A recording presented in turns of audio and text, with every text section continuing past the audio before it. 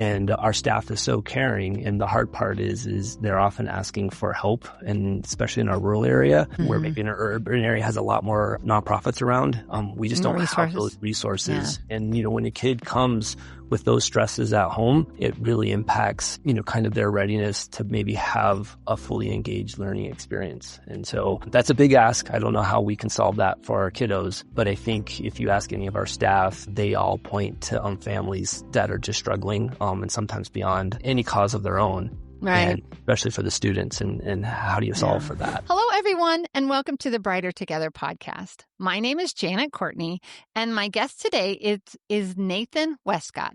Nathan is the Director of Special Services at Lincoln County School District Number 2, and that is in Afton, Wyoming.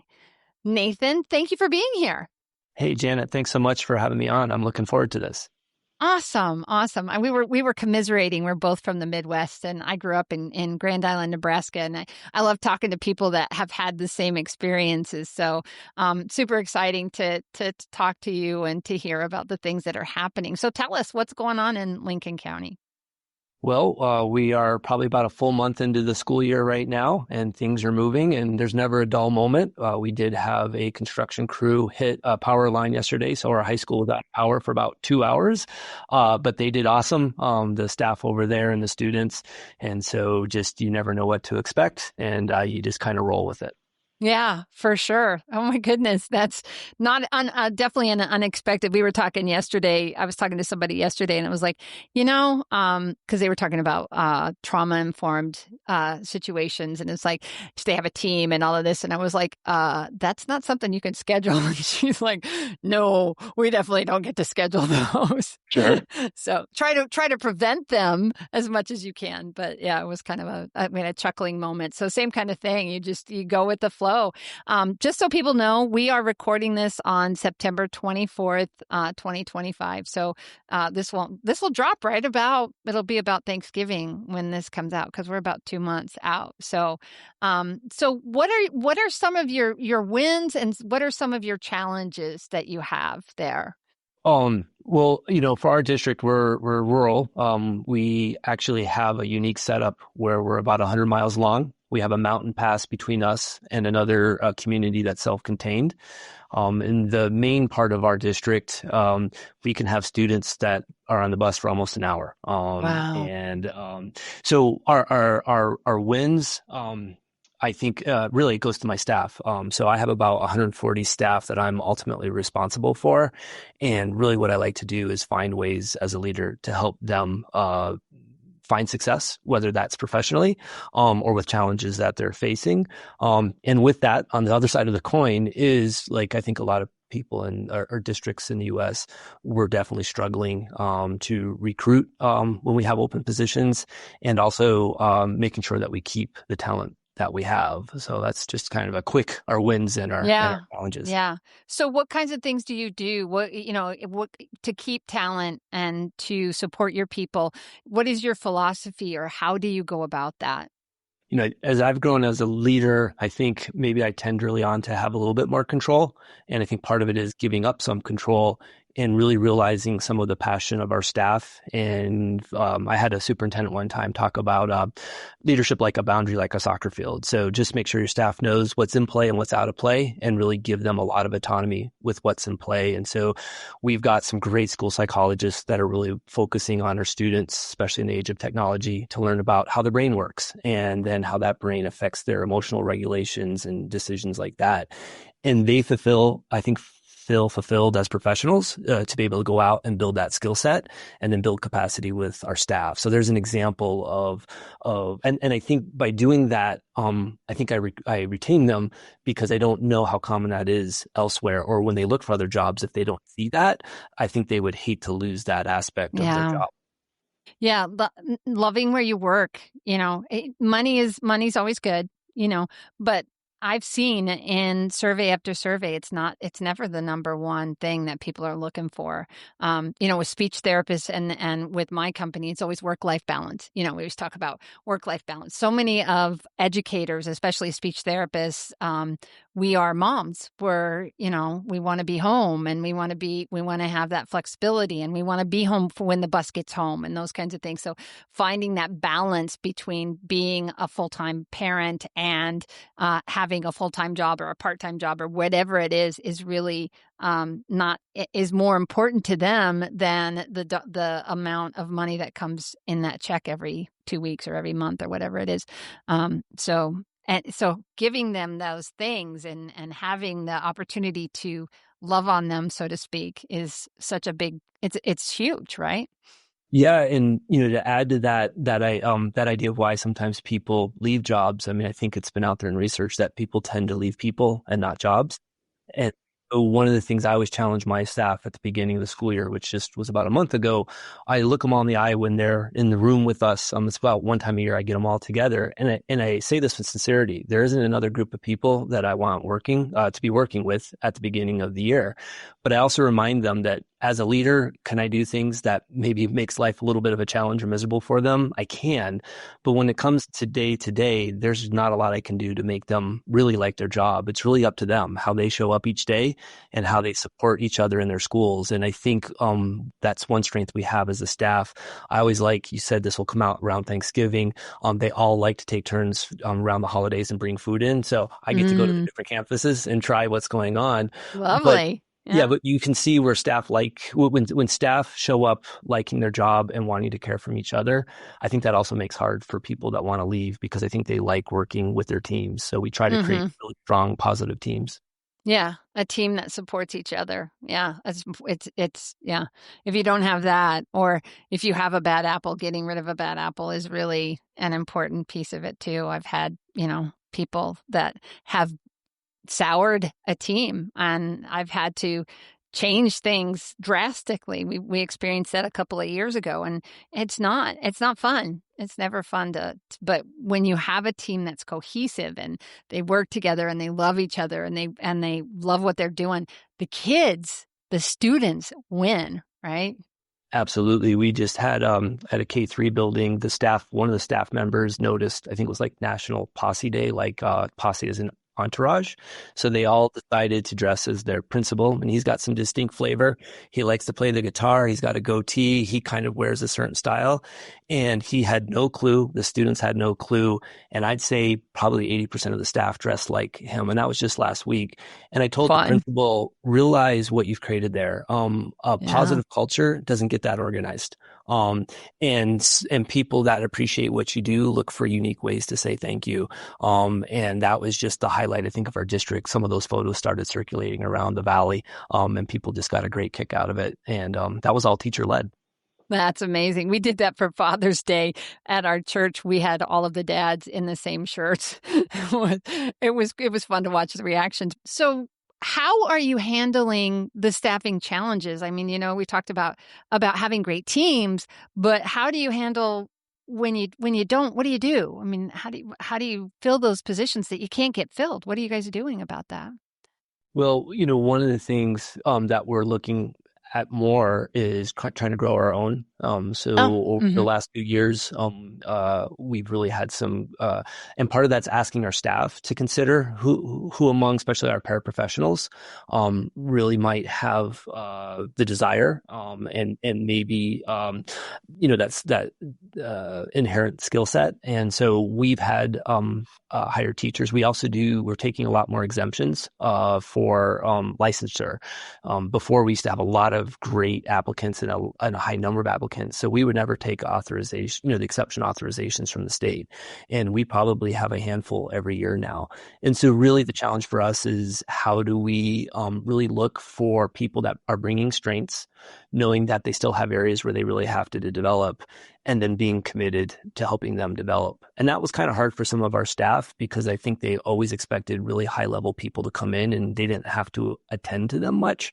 But now they're starting to realize if you got a good person with the right heart, with a way with the students, then it's incumbent on all of us to help them find success. And so we've reinvigorated our mentorship program. I was going to say, you Our mentor them, don't you? Yeah. Yep. Yeah, And our absolutely. PLCs, I think, are more than just a name.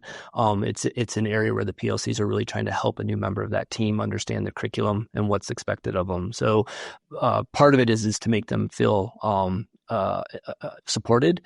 We used to always have a philosophy I still like to try to keep to it is when you hire someone, especially out of college, I always hope secretly they make their peers jealous that they really love working for us as a district because all the things we do, and that their peers in some other districts like, boy, I wish I'd taken a job with Link. Mm-hmm. Yeah. Tell me what a PLC stands for. What is that Yeah. acronym? So for our professional learning communities, Okay, there you go. and We we love our really, acronyms. yeah, yes, we do. I try to be mindful of that. Sorry. You're good. You were explaining what PLC, I interrupted you. I apologize. No, Yeah. so I think a lot of times even with using the acronyms, they can just become a phrase. And I think we've really taken a step or a step back, especially at our elementary school levels. I think they're doing a fantastic job of really understanding the power of the teachers coming together. One of our pillars for our district is collaboration. Mm-hmm. That idea is no one should feel that burden on their own, that you should be thinking through and you're going to solve problems together. And so, and we realize that's another avenue to support our new teachers. Even if a teacher were to move from a grade level or a building, there's power in that professional learning community to help that new member feel welcomed and also start to feel like they have command of what's expected of them that year. We all feel it. Students are struggling more than ever with emotional and behavioral challenges. Lighthouse Therapy offers virtual, hybrid, and in-person behavioral and mental health support that builds around your school environment. Our licensed professionals are trauma-informed, experienced, and trained to work with K-12 students and staff. You don't get a cookie-cutter approach. You get a partner who listens, adapts, and builds trust. Because when students feel safe and seen, they thrive. Learn how you can get support at your school at lighthouse-therapy.com/brighter together. That's great. It sounds like you've got the ideas, you've got the plans, and that's it. It's like if you have a strategy and you can implement that strategy and work on taking care of your own house, right? Making sure that your house stays strong, so to speak. That's so vital to the kids. So how many students do you guys have and how many buildings? I know you said you've got 100 miles, but how big is your district? You talked about your staff, but how big is your district? Yeah, so our smaller community that's south of the mountain pass, there are about 200 students. They have their own elementary school and then a junior high school combined. In Star Valley, which is our upper area, that's our remaining students. So our current enrollment's around 2,800 students. And we'll have a central high school. Yeah, we have a central high school, a middle school, an alternative high school, and then 4 elementary schools. And in Wyoming, I think they always kind of go with these data. About 500,000 people live in Wyoming total. And yes, then I know. Yeah. 40,000 students. So we're considered a large cohort school district with only 2,800 students. Yeah. Yes. Yeah. I was talking to a lady in Houston, and she was like, we have 38,000, but we're one of the smaller. So I was like, that's small in Houston. Well, in Houston, it's like, yeah. But yeah, but it's the beauty of Wyoming too, is, you've got that amazing big sky. That is one of the things I'll tell you when I moved away from Nebraska that I miss, is that darkness that you can get. I remember you used to go out to, my dad grew up on a 120-acre farm, and I didn't ever realize that normally in big cities, you can't see the Milky Way. And to us, the Milky Way was it just was always there. You just see it, right? And it's just really fascinating to think that people don't get to see that. And it's there. You just have to get to a place where it's dark enough, right? Yeah, and I mean it is beautiful. We're fall now. It's interesting. Other people are still feeling the heat of summer, and we're already could see a chance of snow. In the next week or so, for our area. We are located south of Jackson, Wyoming, south of Yellowstone, and that is another factor that we also deal with is the high cost of living when it also comes to recruiting. Just because it is almost it's hard to afford things in our area. Oh, yeah. So I have a question that I try to ask all of and if you've listened to my podcast, you already know what it is, but what would you say if you could, and you can't say money because, everybody needs more money. We all need more money, right? But if you could fix one thing miraculously, I'm a Christian, I believe that God can do whatever, but if you could fix one thing miraculously that's in your world that you have to deal with, what would that one thing be? So you never had to deal with it again. One of the interesting things before I worked in Wyoming, I actually taught in New York City for 5 years. And Wow. one of the reasons why I left New York City was I just wanted to see what education was like somewhere else. What I found though is there's a lot more similarities than there are differences. And so I think even the beginning of this year, and I don't know what that solution is, are the challenges that a lot of our students are coming to school with that are beyond their control. So students that might have inadequate housing situations, tougher homes, lack of food, different challenges like that. And our staff is so caring. And the hard part is they're often asking for help, and especially in our rural area, where maybe an urban area has a lot more nonprofits around. We just don't have those resources. Yeah. And, when a kid comes with those stresses at home, it really impacts, kind of their readiness to maybe have a fully engaged learning experience. And so that's a big ask. I don't know how we can solve that for our kiddos. But I think if you ask any of our staff, they all point to families that are just struggling and sometimes beyond any cause of their own. Right. And especially for the students, and how do you solve for that? Yeah, that's a great answer.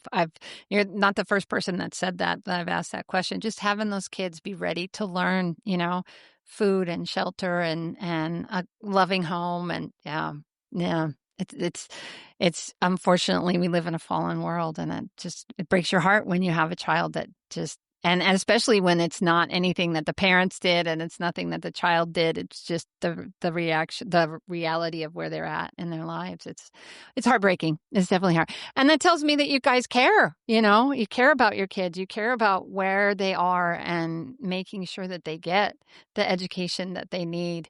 So how many kids do you graduate a year then? How many students graduate from you guys? That is a great question. I thought I had all my data points, I asked one you don't know. I'm sorry. No, you're good. So, our high school's about 840 students for 4 grade levels. So, I think we're probably around a 200 mark for that. So, one of the highlights with our high school is we do also have a great 18 to 21-year-old program for our students that are on alternate standards, where degrees not on their pathway. And so I know a lot of times people say, did your cohort graduate, to what percentage? And in our district, we always like to say we know everyone's story. And so we hope that all those students that are eligible to get a diploma are graduating on time.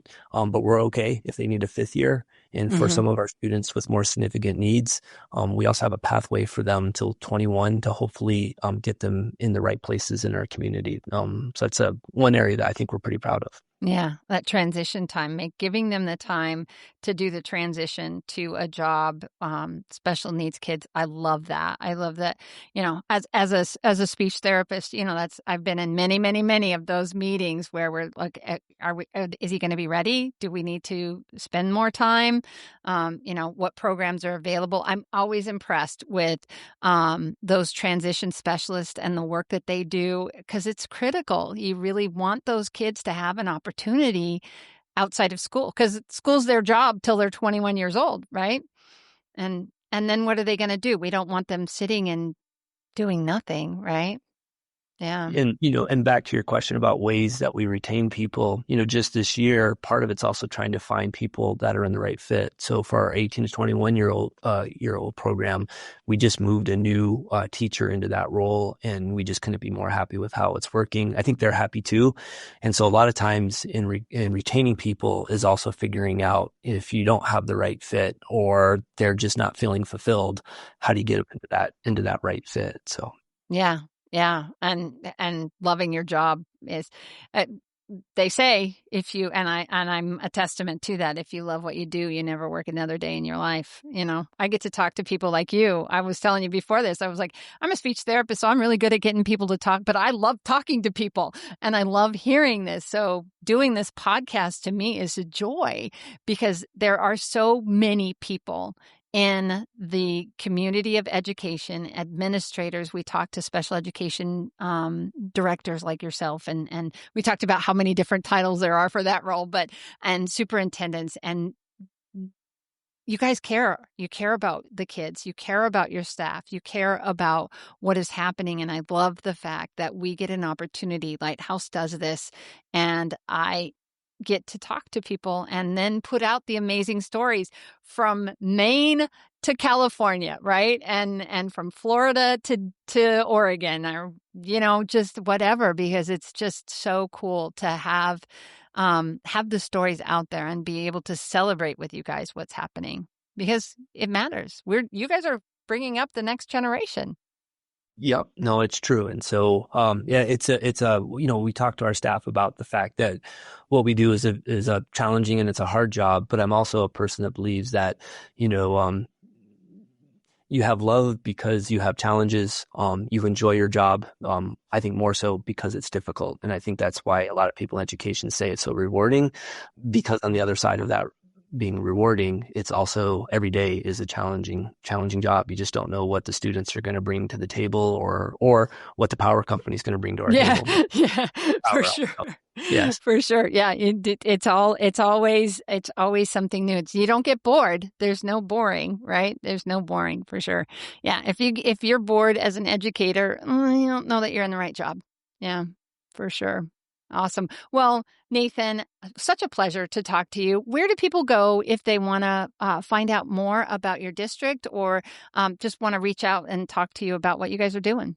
Sure. So, another acronym, hopefully it's pretty simple, lcsd2.org is our website, or if they just do Lincoln County School District number 2 in Wyoming, and then my contact information would be right on there. And definitely there are people, networking is great. There are people that I reach out because we don't have all the answers, and we love to showcase sometimes what we're doing, and people will come to sometimes visit to see what we're doing. Yeah. Yeah. And that's great. And collaboration is key. It is absolutely key. So thank you so much for your time. Thank you for being on Brighter Together, because, we're brighter together. Sounds good. Thank you, Janet.